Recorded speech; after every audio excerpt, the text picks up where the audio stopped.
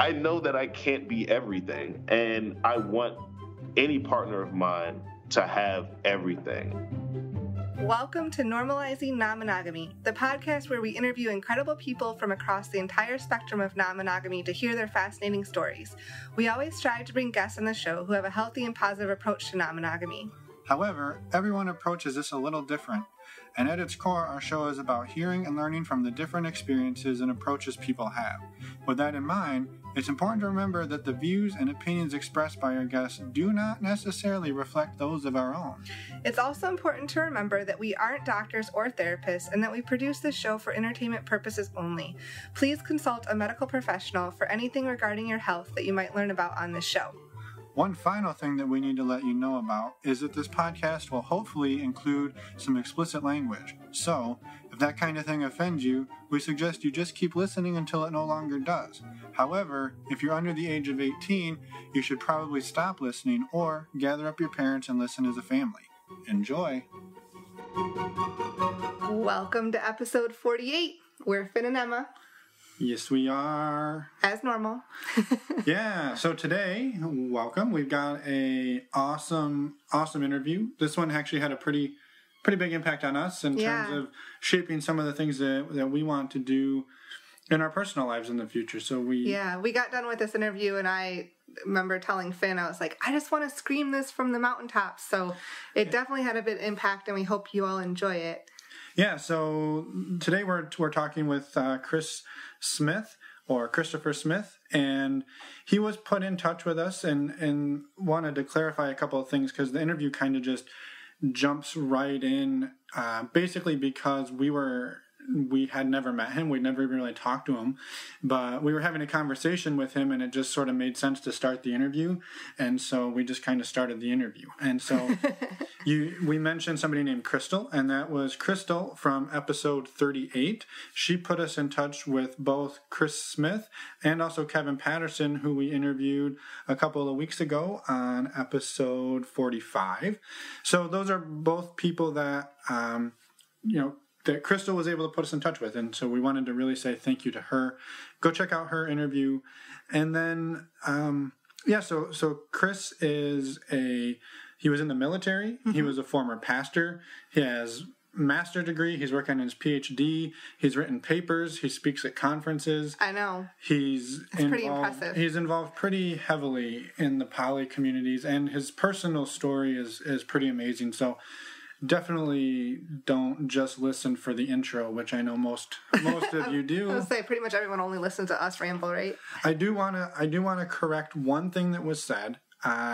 He mentioned that when he was talking about having sex or sexual contact with people and discussing transmission of different things, and one of the things he mentioned was that herpes or HSV 1 and 2 are only transmitted during an outbreak or during a shedding period. I just wanted to throw out a resource, and I was looking this up from the World Health Organization website today because it was something that I didn't want to get into it because I wasn't 100% sure, and I just wanted to keep things moving at the time. Yeah. But it is known that you can transmit HSV 1 and 2 not during an outbreak. So it's not as common, and it's not as commonly known. So this isn't like he's stupid. It's just it's just for your information. Yeah. And so I'll link the article and the fact sheet from the World Health Organization for everybody to go check out. And yeah. Now we have a couple quick announcements, and then we'll jump right into the interview. Yeah, don't skip. The first one is we have a really fun contest going on right now. You can win a $50 gift card to stdcheck.com. Yeah, go to normalizingnonmonogamy.com/contest to hear all the details on how to do that. And it's running through the end of March. And so, yeah, get yourself a gift card, and in the meantime, get yourself over and take a look at STD Check. If you've listened before, you know we're huge fans of theirs, and it helps support the show. So thank you for that. Also, not a free, but a resource that we aren't being paid to talk about, but we do fully support, is the My One Condom company, or myonecondoms.com. Mm-hmm. Again, links will be on our website. If you head over there, you get 10% off your order using the offer code Emma. And basically, yeah, they have custom fit condoms, which is pretty badass. So yeah, they have like 60 sizes or something like that. Yeah, roughly 60, 62, I don't know. So go check that out. We have heard great things. We haven't had the chance to use them yet, but we will as soon as we get home. Yes. Then we will jump over to the interview. I just wanted to say we have one more resource we're going to talk about at the end of the interview. It's a totally free resource, and we're super excited to... And new. Well, it's new for our promotions, New for our promotion. It's totally free. No tricks or anything up our sleeve. So stick around to listen to that. But in the meantime, let's go talk to Christopher. Yeah, let's go. I guess we don't really know anything about you other than Crystal said we should talk to you. So here we are. Oh, let me give a formal introduction. Of course, my name is Christopher Smith. I'm actually a doctoral student at Howard University. Okay. And my studies now revolve around higher education, inclusion, and diversity. So looking at advocating for multiple relationship structures or diverse relationship structures on university campuses and making spaces for individuals that are non-monogamous, LGBTQ, so on and so on and so on. Wow. Okay. Prior to that, I was getting a doctorate in sociology, which I was supposed to get a master's, long story, whatever. But I actually wrote a paper on being Black and polyamorous. It's in the Journal of Black Sexuality and Relationships, and it's called Open to Love, Polyamory, and the Black American. Okay. Great. So I've traveled around the country and internationally talking about being an African-American male and polyamorous, as well as the intersection of Blackness with masculinity and non-monogamy, among other things. Wow. Based on what you just told us, one would assume that you yourself are polyamorous as well, or at least non-monogamous in some way, shape, or form? I do. I am polyamorous, particularly relationship anarchist. So I currently have here we go with the counting. We'll just say a multitude of partners. But I have a local partner. And the crazy thing about that is she's actually monogamous. And that has been an interesting relationship. We were friends first for 4 or 5 years. And one day she came to me and said, hey, I want to be your partner. And I'm like, what? You want to be, but aren't you completely and utterly? She was like, yeah, but I see how you are in a relationship and I understand that you're doing this, one, just not for sexual purposes, but you're actually investing in the people that you're in relationship with. And that really brought her to want to be in partnership with me. So then I have a partner in Florida. I have two partners in New York, one male, one female, and a long distance partner-ish. Well, another partner in Philly, and then a long distance partner on the West Coast. Wow. So you must travel a lot. I try to. I guess, yeah, traveling around doing speaking and stuff at universities must make that a little bit easier, I suppose. A little bit. In the conferences, because usually we all are able to meet up at different non-monogamous or relationship-oriented conferences, so it makes it a little bit easier. Yeah. I can see that. How long have you been exploring non-monogamy, and I guess how did you get into it to begin with? Well, going on 7 years actually this month. It's crazy. I actually started to think that non-monogamy was for me while I was getting a master's degree in religion. Wow, okay. And yeah, so I was studying Hinduism, Buddhism, Jainism, Taoism, and I saw that their concepts, particularly Hinduism, I'm not saying there as their monolith, but Hinduism particularly has a very, very open, but still organized ideal around relationship. So you'll see, people often, when we think of Hinduism, think of the Kama Sutra, right? Mm-hmm. It's not a book about sex at all. It's actually a book about how to build relationship and then how to have sex in that relationship. So, like, people often skip over the chapters and chapters that speak about how to, if you're going to particularly like try to court another man's, woman. It's still super patriarchal because it's back then, but it was still progressive this time. Right. The rules and regulations about how to court and how to show respect and how to build communication and how to make sure that all relationships are fostered and healthy. And then it goes into these are the multitudes of positions that you can use. Right. Right. Yeah, I mean, I read it for the articles. I know most people don't, but I'm. That's not true.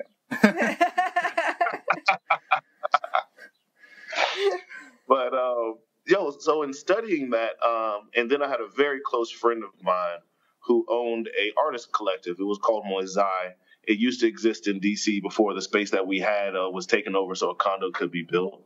And it was a very free and open space. And we were one day just relaxing, talking about life, and I was expressing to him my desires around relationship. And I remember saying, I just really don't feel jealous about stuff. Like, I've seen my girlfriend at the time like talk to other guys, and I'm actually very happy. I feel no fear, I feel no hatred, I feel no disgust. I think I'm weird, man, and I just want that to be the norm. And he turned around in his chair and he's like, Chris, you're polyamorous, bro. And I'm like, what is that? What? So him and his girlfriend at the time, they proceeded to give me a 101 lesson on what it means to be polyamorous. And he has been polyamorous for 14 years. Wow. And this was 7 years ago. So it was eye-opening. And then from there, I just started to do my own research, and I knew it was something that I wanted to study because I know that I'm not the only one out there, particularly being a person of color, but because of the pressures of family conservatism and not wanting to be discriminated against in another way, a lot of people are quiet. Sure. Mm-hmm. And so, I guess, for anyone listening who can't see you, and I'm not going to guess ages anymore on the podcast. That's bitten me in the ass. Because I always screw it up. Do you mind sharing a little bit just about maybe personal background? I know you touched on some of your studies and your accomplishments, but I guess fill people in a little bit more, and then we can kind of get back and talk more about the story. Okay. Well, I'm 32 years old. Born in '86, the greatest year ever, according to rap artists. Me too. Woohoo! Yep. August 15th, 1986. I actually come from a military family. My father was a lieutenant colonel in the Army. My mom was a stay-at-home mom until she started to work in the school system with, what Virginia says, emotionally disturbed youth, which, the full... Yeah, whatever. So that's a different topic. Yeah, so we moved around. I was born in Baltimore, moved then from Baltimore to Alabama. That was a culture shock. A huge culture shock. I bet. Then to North Carolina, and then Virginia, where I spent all the way from fourth grade to high school. We were a very religious family. My dad was a deacon. My mom was an usher. I was on the choir. I went to Bible study. I went to all the things that had to do with Jesus. And so you never had relationships like this modeled growing up, I'm assuming. Oh, no, they were the devil. Like, completely. Anything that was outside of the stereotypical American monogamy, I had no type of idea of. And if I did hear something of it, it was automatically disparaged as if people were sluts and hoes and immoral or so on and so forth. Mm-hmm. So that was the narrative I kind of grew up in. I ended up going to college in 2004 at Howard. And not only was that my first run-in with coming to accept multiple relationship structures, but it was where I started to find myself understand God kind of different. A lot of my friends at the time were homosexual then. And that was like the big, oh my God, like you talk to other guys or other girls and you're okay with it and you're not, I can't even. And right. having those friends really opened up my eyes to the fact that if a God does exist, that God is more worried about how you love somebody than who you love. Yeah. So that was eye-opening for me. Ended up going into the military and then becoming a pastor after college in Phoenix, Arizona. Okay. Worked under the Pentecostal church. And it was there where I really realized that the way in which we're thinking about relationship and its acceptance, not just societally, but on a spiritual level, is wrong.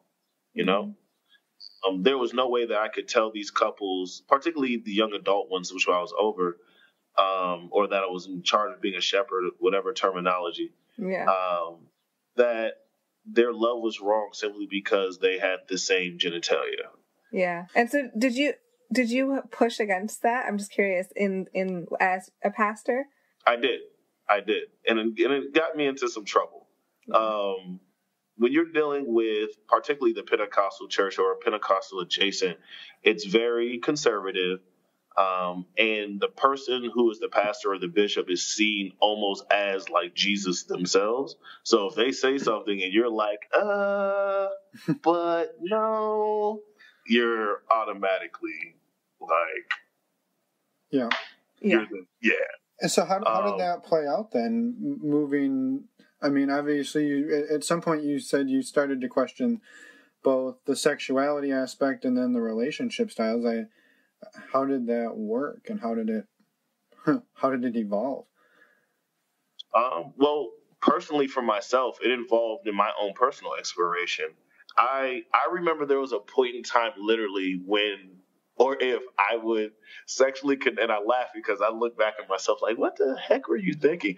Where if I were to sexually connect with something or an individual or somebody or something, period, I would literally bow to my knees and start to pray for forgiveness. Wow. And I'm like, but that was ingrained in you, right? Growing up. Yeah. So that doesn't surprise me. Like that, when you grow up that way, that is very innate inside of you. And you feel a lot of regret and remorse when you, go against that. Yeah.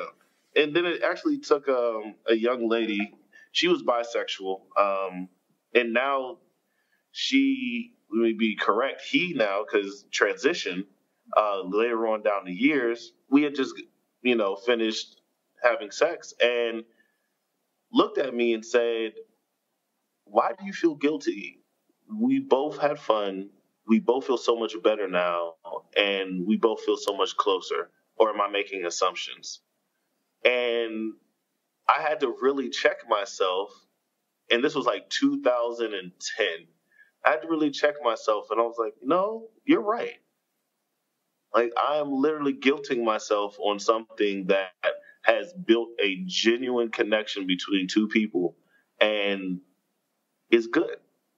And that really, it was that moment that I can say that really, outside of everything else that's gone on from the interactions in undergrad to to pastoring a church where there were people with multiple lifestyles, it was that interaction that hit me. It was like, Chris, you're doing something wrong.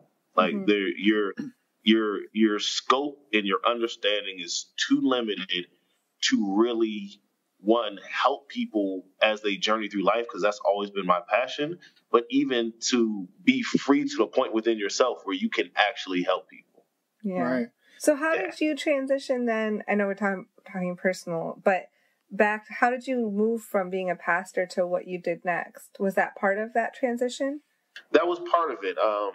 When that moment happened, I knew I needed to go back and study more in order to be a good, person in that role. So I went to Howard University Divinity School and took 2 years of coursework to get a master's in religious studies with a focus on religion and society.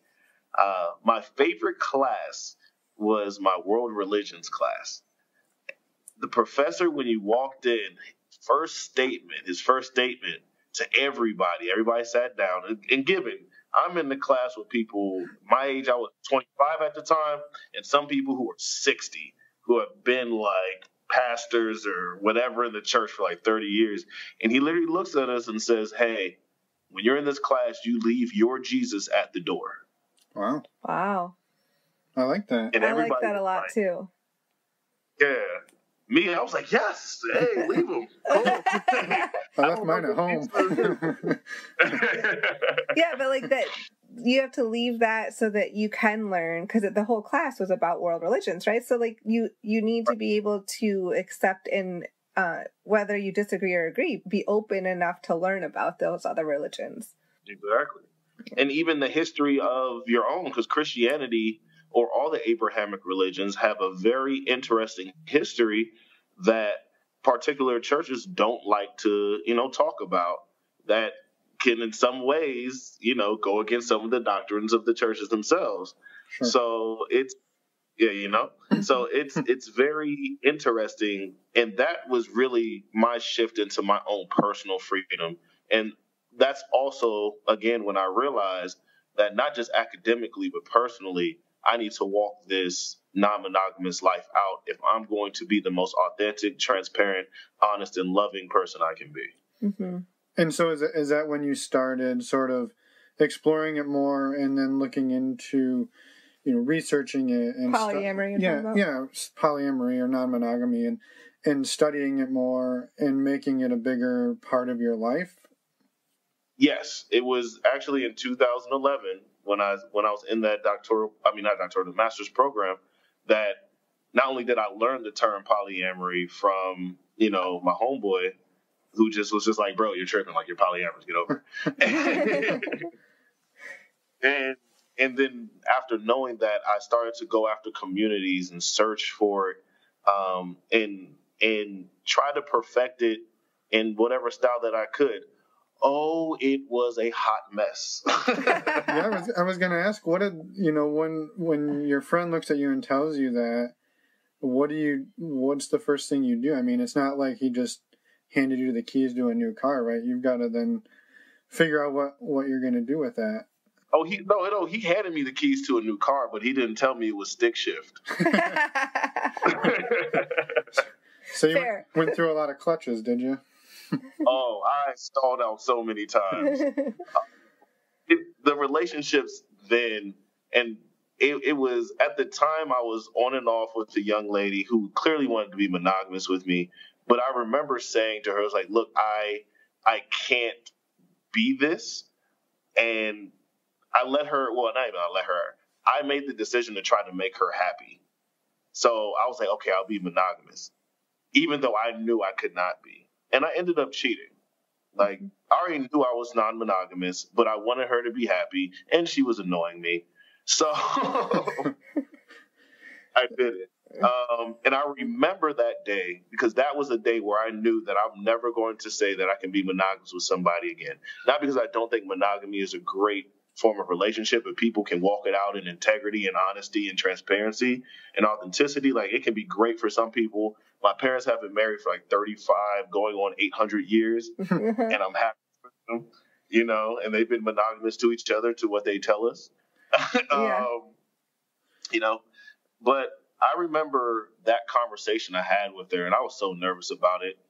I literally looked her in the eye and said, hey, look, I cheated on you.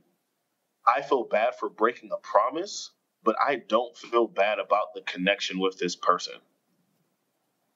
And I don't quite know what that means, but I know that means this: I can't be monogamous. And if that's what it takes for me to be with you, then I'd rather have you go and find somebody else who can give you what you want. But it can't be me. And I remember her looking at me like, wow, he's like serious. And after that, I was like, hey, you can call me a dirtbag because I cheated on you. I'm the worst man in the world. I'm trash because I deserve it. I broke a promise. I said I was going to do something and I did not do it. But it was crazy. We ended up continuing to talk for 5 or 6 years later. Wow. Because of that transparency and honesty, until she was just like, okay, I tried. I can't do it. So on and so forth. I'm going to go on with my life. Yeah. All right. But I give you a lot of credit for being transparent about it and coming out and having that hard conversation. You didn't hide it for a long time and make her wonder too.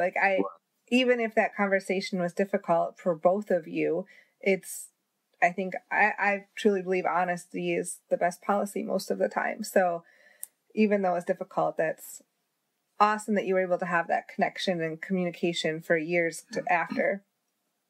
Yeah.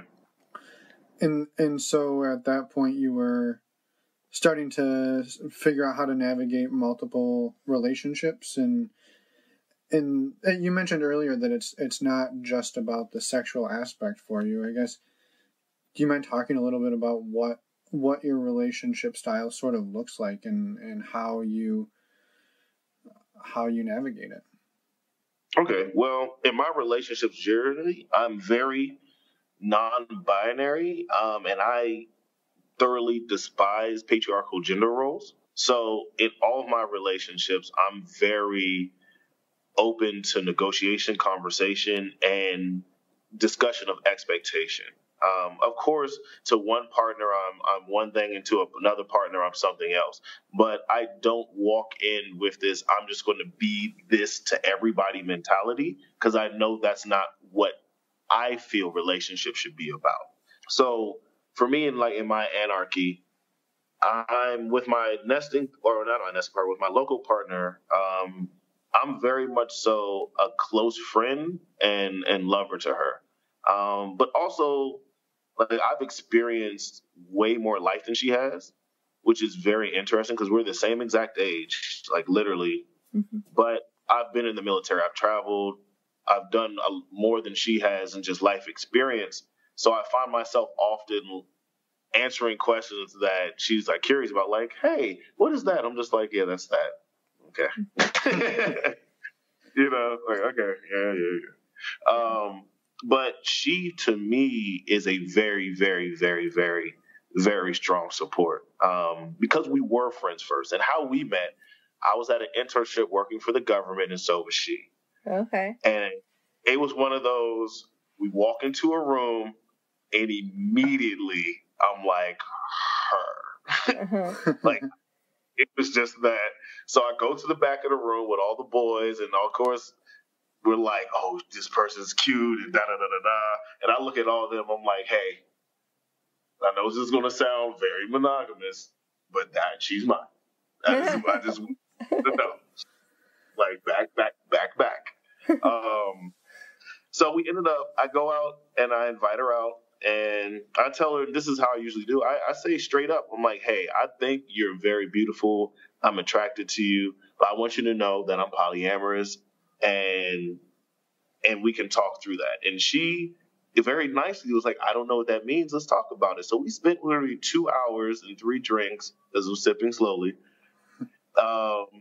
talking about it. And after the discussion, she literally looked me in my eyes and said, look, I think you're a great person, but I don't know if I can do that. And then, years later, hey, here we are. Uh-huh. So it's always with her, it's a back and forth. Like, she broke up with me 3 times throughout like the year of our relationship so far, because she's like, I just can't do it. And then she'll come back and be like, I'm sorry, I was being rash. I shouldn't have done that. And then back and forth. And to the point I was like, look, you have to stop breaking up with me.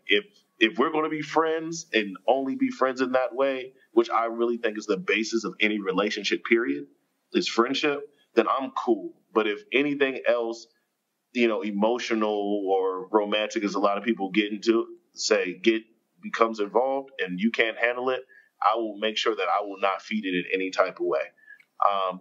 And we progressed to the point where literally this Thanksgiving, I met her entire family.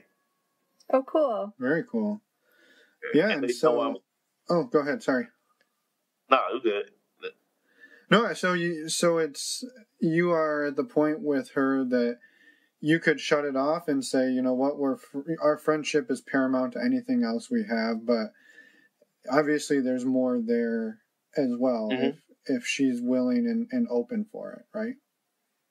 Yeah, well, right now we're actually building that emotional. We've decided to keep it shut on. I've come to find that in my poly journey, if I prioritize friendship as the base, friendship is the most flexible type of relationship I feel exists. it can take so many forms if not overshadowed by other things. Mm-hmm. So for me, in my relationships, whether they're sexual or not, whether they get to emotional depth or not, whether they get to a mental depth or not, I want to build a friendship with somebody where I know that with each other we can be transparent, authentic, honest, and vulnerable. Because you're not always going to think the same person. I honestly believe you may not always feel the same way you always felt about somebody your entire life. Right. Things are going to change, and it comes with life. And I've seen it in, monogamous relationships. I've seen it in non-monogamous relationships. But if you maintain that friendship, no matter how that change is, that relationship, that big R relationship is still there. Yeah. And you don't know what can thrive and come from that. Right. Yeah.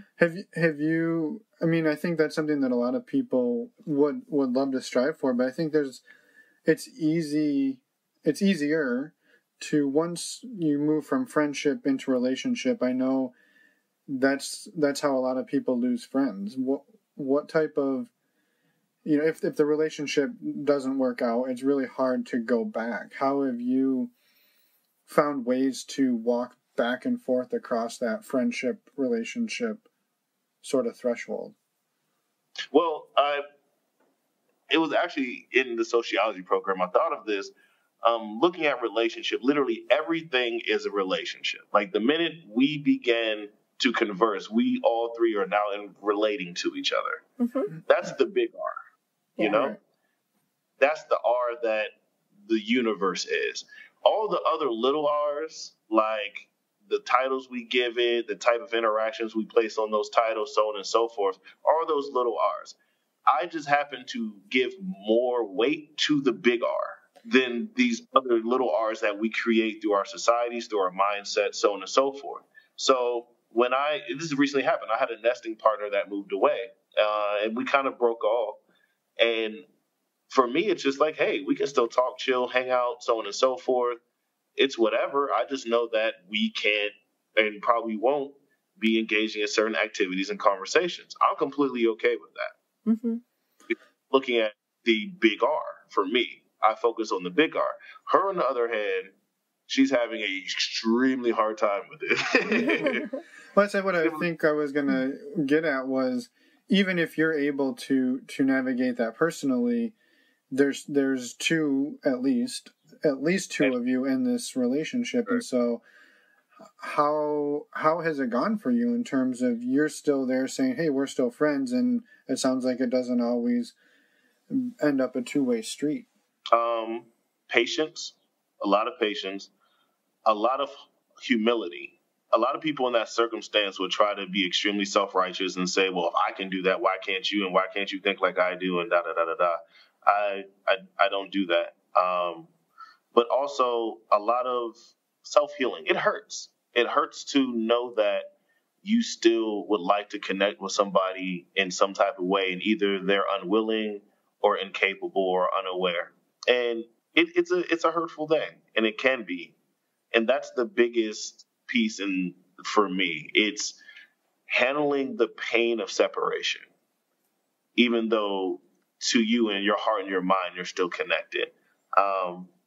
So the best way I handle that is, one, respecting people's autonomy. You don't get over what one could call loss or separation easy. It's not like a one-step fix. You pop this pill and all of a sudden you're happy and joyous. Right. It takes time, Yeah. So every day I know I just meditate on the things of like, hey, people have their autonomy. Simply because this person doesn't want to connect with you the same way you want to connect with them, it still means that you're of worthwhile and you're still a good person and you're still worthy of friendship and you're still worthy of love. Because it's easy to, and also conditioned to, beat yourself up when somebody doesn't want to connect with you the way you want to connect with them. It becomes like a self-loathing feeling. Mm-hmm. So it's really just being aware of that, making sure I don't fall into those toxic mindsets, and respecting the other person's autonomy and allow time to do its healing as it does if we're diligent. Right. Yeah. I think that's really inspiring to think about. Well, I was curious, when you started off down this path, did you go right into the relationship anarchy model, or did you kind of work your way through different sort of strategies? I know people talk about hierarchical and non-hierarchical and all of some different terminology around this. What did it look like for you out of the gate, and has it evolved over the last 7 years? Oh man, no! Out of the gate, I just went for it. Like, I went straight relationship anarchy. Did you? Okay. Yeah, I did. I thought about doing a hierarchical, but I have again, with hierarchy, we have to be careful, and I'm okay. People are hierarchical; that's their thing. I don't yuck anybody else's yum. I just know for me, when it comes to hierarchy, that means that I have to, one, trust that that person is aware enough of their own toxicity to know when they're expecting something of me that is not fair, and have that like ability to dissect their own mind and say like, oh no, I'm actually acting out of fear at this point, and I'm limiting my partner from something because I'm fearful, and that's not fair. Like, there are 3 reasons outside of wanting to be 2 reasons outside of just wanting to live authentically that I chose to jump into ethical non-monogamy or polyamory. One was the transparency. The second reason was I disliked the fact that I saw daily people projecting their toxicities on other people and calling it a relationship. Like, I did not like that somebody could have a veto power over you and did not really think of what was best for their partner, but more so what makes them comfortable. Right. I think for me, that's the most selfish thing somebody can do, to say, hey, I'm not comfortable with this, so therefore you can't do this with somebody else. What does your discomfort have to do with me? Like, what? Yeah. It baffled me, literally. And what really solidified me with this, and every time I say this, my mom freaks out like, oh my God, I turned my son poly. But I remember we were in the kitchen one holiday, and I just saw she was kind of like, lumbering around and so on and so forth. And I was like, Mom, what's going on? And she just broke down crying. And my mom is a strong woman. She bore 4 kids, worked with emotionally disturbed youth in a very classist and racist school system, was married to a Marine of all people to be married to for upwards of like 500 years. Father was Marine, came from an abusive household, and even while she was carrying me, had cancer and decided to still carry me. Wow. So, strong woman, broke down crying. I'm like, Mom, what's wrong? And this was around the same time her health started to, fail a little bit. She was just like, I just feel like my entire life and my entire marriage, I've never got to do what I've wanted to do because I had to follow your father. Wow. And I saw the tears coming from her eyes. And I just hugged her. And it was at that moment, it was solidified in my mind. I'm like, I am never going to project my want off of my fear, my own toxicity onto a partner of mine. And if I do, God help me, I am going to do all that I can to make sure I fix it as fast as possible. Because I never want a partner of mine to say years down the road that, oh, Chris limited me from something. Yeah. I'm curious too on that, and how do you combat the flip side of having a partner who wants to do those things for you? And I would assume, for much of your parents' relationship, right, she didn't necessarily feel like she was being dragged around. She probably wanted to go because she wanted to be with him and she wanted to do this. And I think that's something that we can all look and say, like, oh, I want to be with my wife, I want to be with my husband. Mm-hmm. So how do you balance between, you don't want to make them feel that way, but at the same time, it's sort of out of your control? Correct. I actually had that conversation with my monogamous partner. I call her Mono Bae.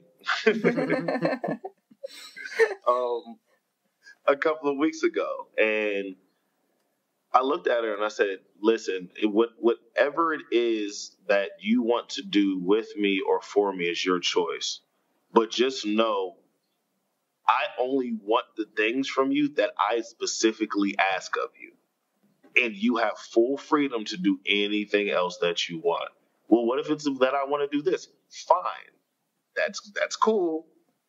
But just know what I specifically want are these things, because I'm not going to take away, and that's always the biggest. I'm actually going to write a book on this, how to navigate like polymono relationships, because I never want to take somebody away from their authenticity. Like if she is authentically wanting to live in that way, and also that monogamous relationship doesn't mean that you have to subject yourself to the whims of your partner. That's also, I think, a farce and a fallacy that is toxic in monogamy, but is so ingrained into how we operate it that it's not really sussed out and questioned. Because you can perfectly be in monogamous relationships and look at your partner and say, "Hey, look, if you want to do that, I'm not down with it, and we can still be together. But if you want to move to Cali, I'll stay in New York. Or if you want to do this," because and I guess I'm more comfortable with that concept because I grew up in a military family. So Right. the idea of one parent being somewhere and another parent being somewhere was like, okay, cool. He or she will be back, or they, however, whatever pronoun they use. Mm-hmm. So for me, I still affirm all of my partner's powers to choose, even if they're like, "Well, I want to do whatever it is that you want." I'm like, "Well, that's your choice. I will tell you if I'm uncomfortable with that or not." Mm-hmm. Right. Yeah. Yeah. That makes sense. I think one question that I thought of while you were talking about that is around the topic of safety and safer sex within your relationships. And is that something that, it sounds like you're basically as anarchistal. I don't know the right word. You're about as much of an anarchist as one could be. Do you have these negotiations with your partners in terms of, I practice safe sex across the board, or maybe she wants you to practice safe sex, but you don't want to? And I guess, how do you navigate this? Because it's a complicated thing when everyone is on the same page, but if you're sort of down the anarchy path, I can imagine it gets a little more chaotic. Yeah. Well, I hate condoms. I will definitely be honest and say that they are the bane of my existence. But I am very careful because I know that I don't like that form of protection. I always have conversations before and or after about sexual history. Like literally, I remember many times I'm hot and heavy in the situation. It's just like, hold on. Do you have anything? Does anybody you talk to have anything? When was the last time you had unprotected sex? And the people are like, wait a minute, we were about to. I'm like, I know, but I have to have this conversation because there are people that I'm responsible for in my actions. And that's the way that I carry it. Like, I'm happy to say in the 7 years of operating like this, I've had no mishaps, which is amazing. And I cool, like it's cool. But I'm like, thank you. Mm-hmm. But because of the intentional conversation, and that is the requirement for anybody I am in partnership with or in relationship with, there has to be intentional conversation about what this is or what that is. And if you're not comfortable having that intentional conversation, let me know so I can decide whether I'm comfortable being physically interactive with you. Mm-hmm. And I've had to tell a partner that was not comfortable with that conversation, we can hang out, we can chill, we can be emotional, but I'm not comfortable being physically interactive because I don't think you're taking the proper steps to protect not only yourself, but myself and everybody I'm connected to.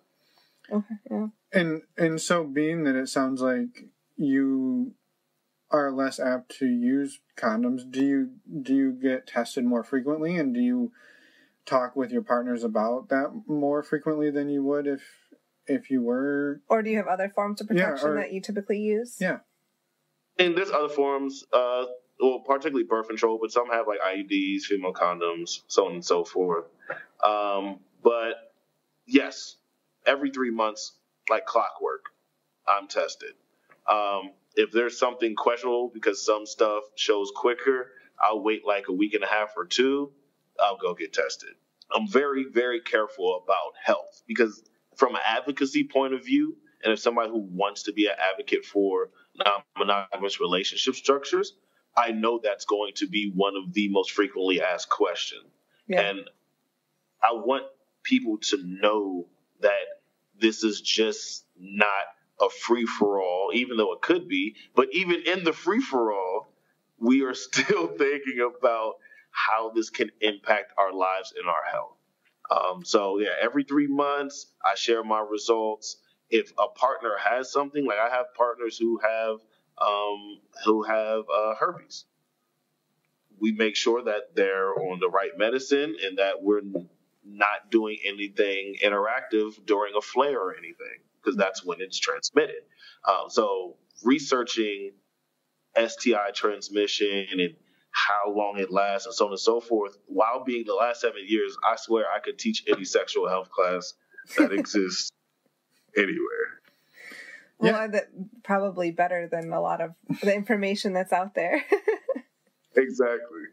No, I think it's, I mean, we really appreciate you sharing sort of how you navigate that, because I think when somebody hears that you have this many different relationships, and then not to say that you don't use condoms, but that it sounds like it's maybe not your go-to strategy, I think a lot of people would be shocked to hear that. And so hearing that, one, that's sort of true, but also that you've done it for 7 years successfully is also comforting and a good a good advocate for that. Yeah, and everyone approaches it differently. This is just the way you approach it, right? Yeah. Yeah, I'm an advocate for, all protections if people want to use them. I'm just at risk management, like know yourself, know your risk, and make sure that you're doing to the best of your ability all that you can to protect yourself and your partners. And just like relationship, protection looks different for everybody. Right. And you touched on earlier that your mom was concerned that she turned you poly. I was going to ask that question too. Yeah. It sounds like they are aware that you are in non-monogamous relationships.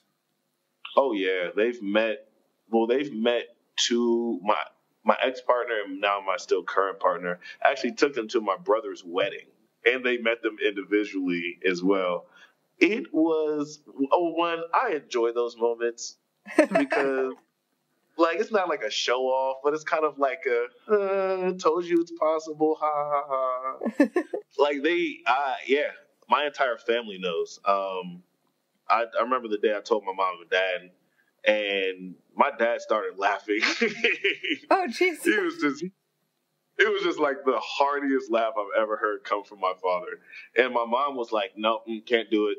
Your dad's penis is mine." And I'm like, didn't need to know that, but thank you. It's been for a second, we all understand. That's your penis.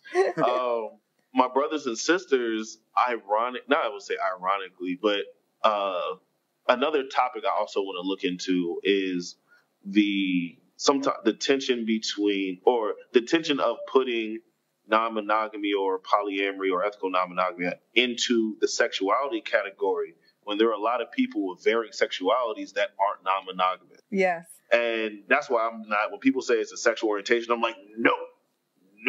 There are people in non-monogamy that are asexual, that you can be pan and you can be poly, you can be pan, you can be mono. It's not the same thing. So my older brother and sister are both homosexual, but they are avidly against non-monogamy. So I remember coming out to them and they're like, "What is this bullshit? What are you talking about? Blah, blah, blah, blah, blah, blah." And I'm literally baffled, like, didn't you just get rights like 2 years ago? How dare you trying to tell, like, you've been fighting to be recognized your entire life or something, and your own brother is coming with his own identity, and you're not supporting me? Trash. Like, that was literally my response. And it's been, in the 7 years, I just like they had to experience, and they've actually came back and apologized since then, saying that they had to see that, no, I was actually serious about this. Like, this isn't just a ploy to have a lot of sex. This isn't a ploy to be a pimp. This is actually something I'm walking in day to day in full authenticity. My cousins, they're just like, hey, I think it's cool. It's whatever. My grandmother has dementia, so I don't know if she even remembers. Like, You have to tell her every day. Right. And by the way, these are all my partners. What? Okay. We shouldn't be laughing about that, but Shouldn't. But, sometimes you have to. Sometimes, Helps yeah. you get through. Yes, exactly. So it's been with my family, it's been interesting. With my friend group and my circles of friends that I did have, some do and did have, that was probably the hardest because I did lose, quote unquote, a lot of friends. People, I literally had married couples that I used to go out with often no longer want to spend time with me because they felt threatened. Okay. Particularly the guy that, hey, he doesn't respect relationship. And I'm like, no, I'm actually, because I'm honest, I'm not going to go after somebody who's in a monogamous commitment because I respect relationship. This is why I'm poly, because I want that relationship to be respected and I want boundaries to be respected and I want people to be authentic. And then I also look at these same dudes and they're like cheating on their wives every other day. So I'm like, maybe I shouldn't be hanging around you all anyway. But so I've lost friends and also because I also operate in a very non-gender type way. And that's the final reason why I walked into polyamory. And I often don't use the word hate, but I literally hate the binary gendered constructs that are in the hypocrisy that comes with relationship. It really breaks my heart that if I talk to multiple people, whether man or woman, male or female, I'm seen as something, and that if a woman identifying individual does it, they're seen as something else. And I don't like the fact that that's replicated over and over and over and over. That's why I know personally I can never be polygynist. Like I want my partners to be happy. And if I can't give them particularly what it is they need in entirety by their choice, then go get it. Like, please, go get it.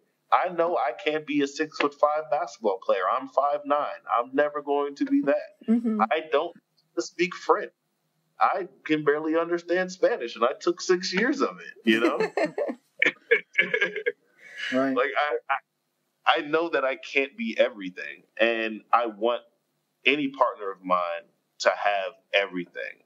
I know it's actually my male partner of mine who lives in New York. We're having the same discussion. He was like, Chris, that's so admirable that like you've met my other male partners and you all kick it off so easily. I'm like, yeah, like I want you to have everything. And if I can't give it to you, dang it, go find it. Just make sure our agreements stay the same, or if they're not going to, let me know so we can have a conversation and make the alterations that we need to, Mm-hmm. Yeah, I mean, I think that's something that we all should strive for. Yeah, in my opinion. exactly. I agree. And it's not everyone's human nature, right? Like, it sounds like a lot of this has come very easily to you, and some people, I think, probably struggle with the jealousy a lot more than they want to. Yeah. Well, and I think you want to be somebody's everything. Right. And to admit that you can't be it's hard on your self-confidence. Exactly. And especially if it's something that you want to be. Like, sure, there's certain things that I know I can never be and I don't care about. But if there's certain things that I want to be that I can't be, I think that's where people have a hard time. And I guess have you struggled with that at all in terms of like, oh, I thought I was filling that role, and all of a sudden you learn that you weren't actually filling that role, and they had to go find it somewhere else, and that stung a little. Oh yeah, oh yeah, yes. I have dealt with that throughout the 7 years of living polyamorously, and some have been more difficult than others. And because particularly I find myself, or I would like to think of myself as somebody who's very reliable. And when a partner came to me and said, hey, I really can't rely on you for this particular thing that I thought I was very reliable on, it was just like a to the chest. Like I felt like a huge cannon hit my chest, and I like lost my breath. I'm like, no, who am I? Am I of worth? Why am I here? Oh my God, I should just be monogamous, you know? Yeah, because I guess stomps on your self-confidence in that moment. Yeah, and it hit hard. And it's something like it happened 3 years ago, and up to about 6 months ago, it still was hitting me because I was just like, this person and I aren't even partners anymore, but it was still like, oh my God, like I'm not this person, and the way that through the 2 years and a half I've been trying to deal with it in the way that I'm learning to deal with it now, is really for the 2.5 years I did the very wrong thing of then trying to prove in every other relationship that I'm this super reliable person to the point of stressing myself out and not giving myself enough time for self-care. Mm-hmm. So I've always tried to be there for everybody, be the emotional pillow for everybody, be the person to converse with for everybody, and it literally drained me. And then I remember 6 months ago, I was literally like, I can't do that. And I just have to accept that my limitation.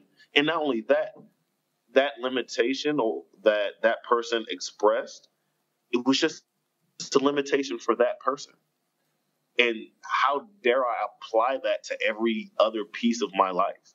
Mm-hmm. Right. You know, it's like going on like the race part. Like I am categorized by the United States as African American or Black American, right? Mm-hmm. In my ethnic background, I have Irish, British, Native American, Congolese, Ghanaian, Jamaican. That is so much makes up so much of me in my cultural understanding. I've lived in the South, the North, the Northeast. I've been to Canada, Mexico, St. Thomas. I lived in Hawaii, you know. So how dare I just take this one thing that was labeled on me and apply it to every piece of me that existed in every relationship that existed? And really thinking about that in the race versus ethnicity versus experience way helped me understand that simply because you're not one thing to one person, it does not disqualify you from being that same thing to somebody else. You know? Right. Yeah, absolutely. And I think in that discovery, you touched on something else that I wanted to ask about, which was you sounded like you ran yourself dry trying to handle all of these different pieces and prove this. How do you manage your time? And it sounds like that became a problem up until about 6 months ago, and probably still is at times. But... Yeah, you're a student, right. and trying to manage everything else, just life in general. Yeah. I returned to the excessive use of Google Calendar, which is a great tool. Tool. But I made the habit of protecting myself and my energy. So I literally will send a mass message out to every partner I had at the time. Like, look, I love you all. I'm burnt out. I need to take care of me so I can be better partners for you all. So if that means I don't communicate with you all the time, it just has to be like that. And if that's not okay with you, maybe we shouldn't be partners, but I want to be the best partner I can. So I'm going to be distant sometimes. You may not hear from me for a week or 3 days sometimes because I'm taking care of everything I need to take care of. But if you're willing to stick through it with me, I'm glad to still have you as my partner. And actually, all of the partners but one were okay with it. Can I ask why the one wasn't okay with it? Because she really needs a lot of attention. Okay. That is one of her things for her partnerships. She's more of the hierarchical type. Mm-hmm. So she wants that, like, this person all the time type thing. But also she grew up single kid, spoiled. She's used to always getting attention. And I'm just like, I'm the youngest of 4. Get over it. Attention, you know? So she couldn't agree to it. And, you know, I'm very sad that relationship ended in that manner. But I know that and that's the other thing, understanding that if you just try to press through things sometimes, it can do more damage than help. It's okay just to step away and say, hey, that this is where our relationship can grow to the point, and maybe we should just keep it here. On another interview, I said that longevity does not always equal health. Mm-hmm. At all. Yeah. And yeah, like we are taught that the longer the relationship lasts, the more healthy it is and the more admirable it is. No, like if you have a 3-second relationship with somebody and it's super healthy, that was a great relationship. Right. Mm-hmm. Yeah. I think the one we've heard on that is just because a relationship ends doesn't mean it was a failure, right? And kind of along those same lines. So, yeah. Yeah. Well, so I think that I was like, we could keep talking forever. I could ask you a million more questions, but and with that in mind, I was going to just say that I hope we can have you back on for a part 2 and a part 3, because I think that having to cut this short for your time and letting you get on with what you need to do today will probably frustrate a lot of people, because we're sort of like in the middle of a conversation and to cut it, but hoping you'd be willing to come back on and we can discuss that furthermore. But maybe before we let you go for part 1 of 7, do you have any final things that you wanted to convey or get out there to the listeners? And maybe once again, maybe the name of your paper and the name of some of the research you're doing, so people can look into that to hold them over until next time.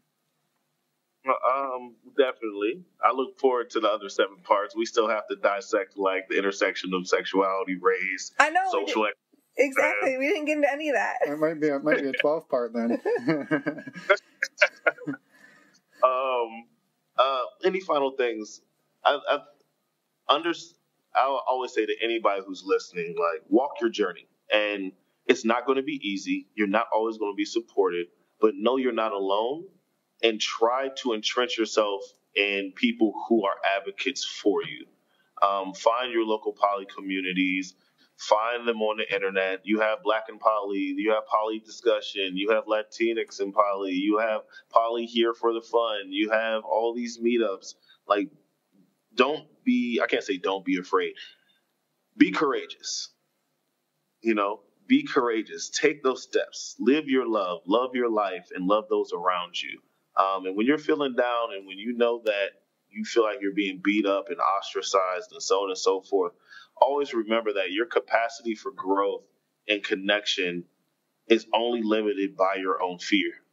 Like, as a male, as a black male that's pansexual and a black male that's polyamorous, I face 4 different things at all times. And then also being a father. of a 9-year-old. I faced so many things, and if it wasn't for my relationships with these different people, I don't think I'd be able to make it through. So, like, don't give up. Keep fighting. Yeah, I think that's all amazing. And then you drop in there that you're a father. Yeah, we didn't even touch on that. And now we have to add another 3 parts to the series. So, but no, I think that's all amazing. And for anyone listening to hear that through all of this that you are juggling those things, I think that's admirable and incredible. So, and it sounds like you're being really true to yourself and how you want to live your life, and you're living life with purpose and with compassion, and that's awesome. That's amazing. And so maybe finally, just to let people know again how they can find some of your research and anything else, maybe if you want people to get in touch with you or not. And then, yeah, we'll let you go have the rest of your evening, and we will talk soon. Definitely. Well, my Instagram handle is very simple. It's at Smith Christopher N. You can see all my shenanigans there. My article that I wrote, again, is called Open to Love, Polyamory in the Black American. It's in the Journal of Black Sexuality and Relationships. Also have podcasts out there with Cutting Minks and Kitty Chain Bliss as well. They're Googleable. Just type in Chris Smith polyamory, and I guarantee you I'll be the first one to pop up. And also, Kevin Patterson and I are working on a series who's really big in Philly. He's like the big brother / that's my soulmate. Like, I love that man with my heart. And I think our kids are going to end up getting together, which is weird because his daughter's 8 and mine's 9.